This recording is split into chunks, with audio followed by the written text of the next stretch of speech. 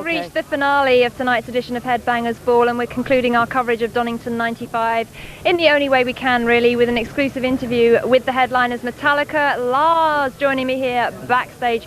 So welcome back to Headbangers Ball. Thank you. Lars, how are you doing on D-Day? I'm doing real well. The mood is good. It is. The vibe is good. The weather is good. At least for England it is. And everything's great. I mean, I'm walking around here. I'm so happy. Everybody seems to be very happy. Is it bad when you're like really in metal band you're supposed to? I'm not just saying this, but this, I have to say that in 6 years of coming to Donnington, this is, to me, this is one of the nicest, most friendly atmospheres I've encountered. It's great, isn't it? Well, it all starts with us. It does. Now, it's always that everybody's always like in their own head putting together their ideal Metallica, their ideal, stop, you're putting me off, their ideal Donnington bill. Now, you actually had the chance to make your own kind of dream come true, right? So how did you go about picking the bands? We've looked in our record collection. Let's see, what's my favorite record at the moment? It's COC. What was my favorite record last week? It was Warrior Soul. I mean, it just, you got a bunch of friends in bands, you got a bunch of bands that you like hanging with, you got a bunch of albums that you like listening to, and it's great. 8 weeks ago when they came to us and said, you guys want to do this? We said, sure we will, if we can make sure that, like we put the bill together and have something that we feel strong about and that everybody else out there feels strong about, and then we just went to work. Yep. So, I'm looking at this bill going, this is like the strongest bill that there's ever been up here. We were really persistent about having as many bands on there as possible, and it's a great day. Even the guy in Slayer was smiling earlier. That's how good of a day it is, all right? Well, you've got a great taste in music. It's a fine bill that represents the best of what's going on in rock music at the moment. Now, I know that you're in the studio recording your next album, and when you're in the studio, it's kind of, you have to be very kind of focused. It's quite intense. What was your motivation to actually just like break out of the studio, literally? Was it a challenge? It wasn't as easy as I thought it was going to be. I thought we could just sort of, go from one day recording into rehearsals the next day and come and do this. We were in the studio literally till last week, right. And trying to rehearse every day and get our chops together for this and so on just wasn't as easy as I thought. But we've managed it. We can kind of remember Enter Sandman and Sad But True and whatnot, and you'll see in a couple hours when we head up there. But we got to get straight back. We got to go play this gig up in Canada next week with some of those other bands, Hole and Baruch Assault, and then we'll go right back in the studio in a week and a half and continue finishing the record.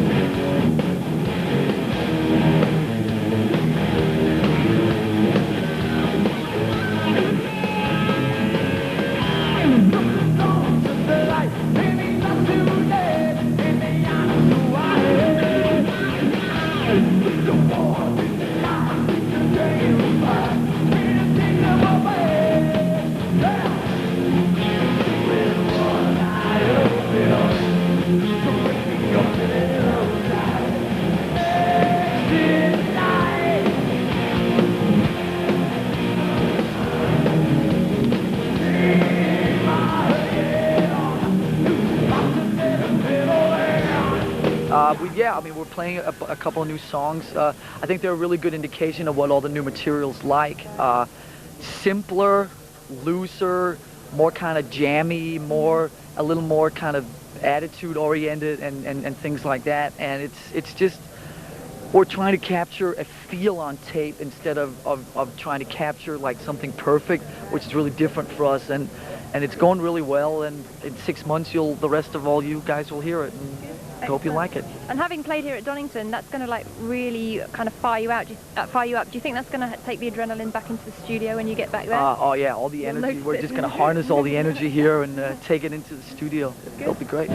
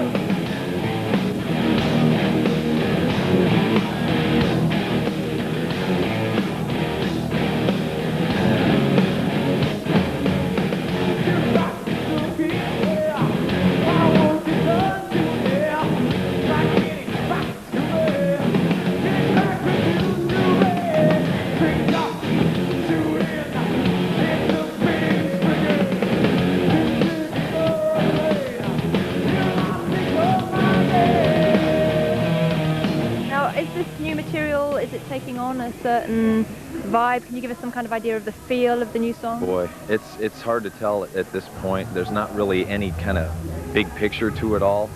I could just tell you that there's a little, different things going on with different stuff. It's not. We're just coming in with a loose attitude, and whatever kind of happens, we're just kind of recording everything we do in the studio. So. Do you think there's going to be some surprises, something very different for Metallica this time around? It's not a surprise to us, but to others it might be. I mean, after whatever the last album was 4 years ago, whatnot, between that album and now, we've lived with ourselves, so we know what we're doing. Other people are just, they put the Black Album next to the new one and go, wow, So it'll be different. What about the lyrics? Is there any kind of lyrical theme developing? I got to write them. I haven't written anything yet. All right. Well, that's honest. Actually, I wrote some on the flight over here for the new song we're playing here. So. Right.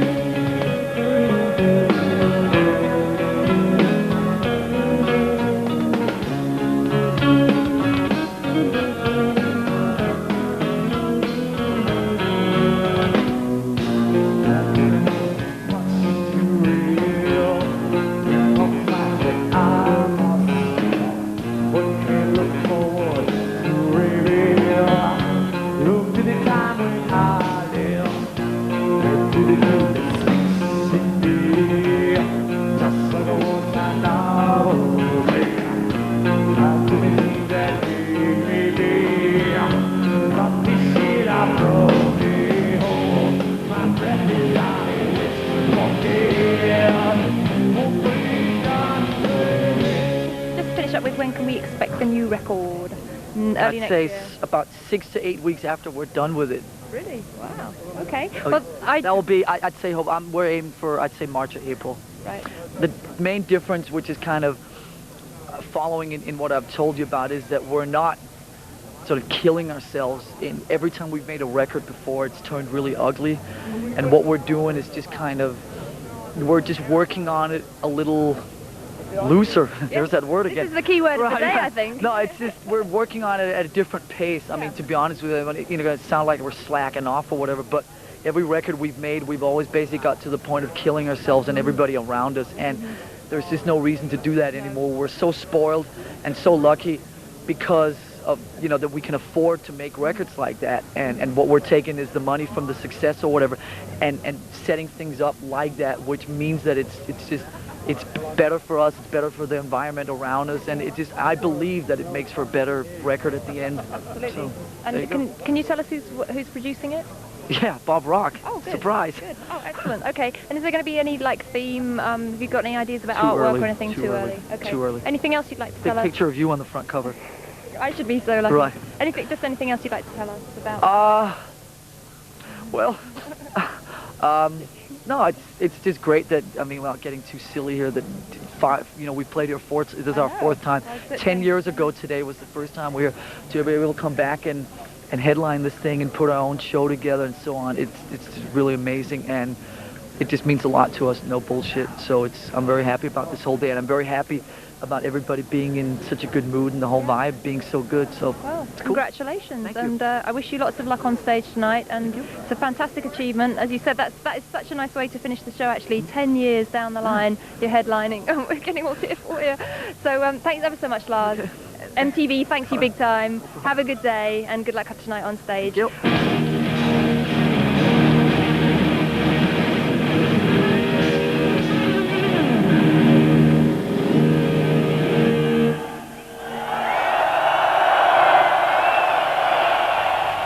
There you go. that was our exclusive interview with Metallica coming at you from Donnington Monsters of Rock 1995, their only European show this year. And many thanks to Metallica, Rob Fleming and Tony Smith. Anyways, that exclusive interview with the headliners just about concludes tonight's edition of Headbangers Ball from Donnington, but still to come, half an hour of extreme and brutal music courtesy of Into the Pit, and tonight it's hosted for you by Millet from Creator, and he's going to be playing Creator's brand new video, so stick around for that. Into the Pit coming up next after the break, but from me and everybody here at Donnington 95, we're signing off. I'll see you next week. Bye for now.